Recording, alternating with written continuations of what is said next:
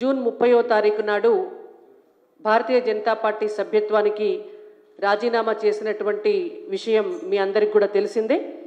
అయితే వారు శాసనసభ్యులుగా ఉన్న నేపథ్యంలో వారి రాజీనామా లేఖను అప్పటి పార్టీ అధ్యక్షులు శ్రీ కిషన్ రెడ్డి గారు జాతీయ పార్టీకి పంపించడం జరిగింది. జాతీయ పార్టీ గత అనేక సార్లు కూడా రాజా సింగ్ గారు వారే పార్టీకి సస్పెండ్ చేసినా కూడా అనేక సార్లు వారిని మళ్ళీ పార్టీలోకి తీసుకోవడం జరిగింది. అయితే ఈసారి వారే స్వయంగా రాజీనామా చేసి ఆ లేఖను అప్పటి అధ్యక్షుల వారు కిషన్ రెడ్డి గారికి ఇచ్చిన నేపథ్యంలో వారు రాజీనామా లేఖను కేంద్ర పార్టీకి పంపించడం, జాతీయ పార్టీ వారి రాజీనామాను ఆమోదించడం కూడా జరిగింది. ఇది గోషామహల్ ఎమ్మెల్యే శ్రీ రాజా సింగ్ గారి రాజీనామాను ఆమోదిస్తూ భారతీయ జనతా పార్టీ జాతీయ నాయకత్వం వారికి పంపించినటువంటి లేఖ. రాజా సింగ్ గారి పట్ల పార్టీ కార్యకర్తలకు కానీ పార్టీ నాయకత్వానికి కానీ ఎటువంటి వ్యక్తిగత విభేదాలు లేవు. కేవలం క్రమశిక్షణ రాహిత్యం అనేటువంటి అంశం నేపథ్యంలోనే వారే రాజీనామా చేసిన నేపథ్యంలోనే ఈ రాజీనామాను ఆమోదించడం జరిగింది. ధన్యవాదాలు.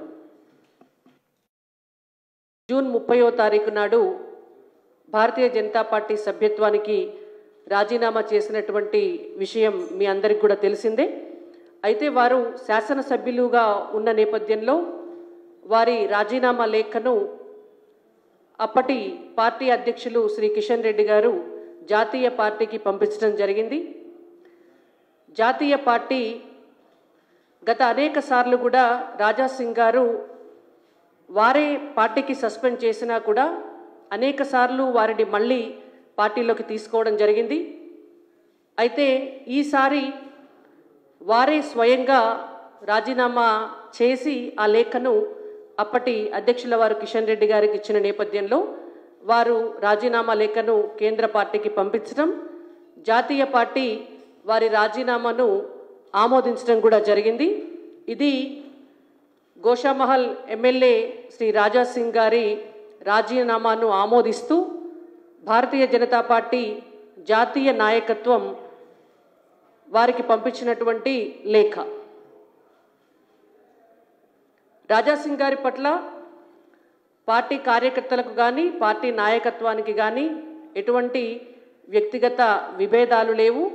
కేవలం క్రమశిక్షణ రాహిత్యం అనేటువంటి అంశం నేపథ్యంలోనే వారే రాజీనామా చేసిన నేపథ్యంలోనే ఈ రాజీనామాను ఆమోదించడం జరిగింది.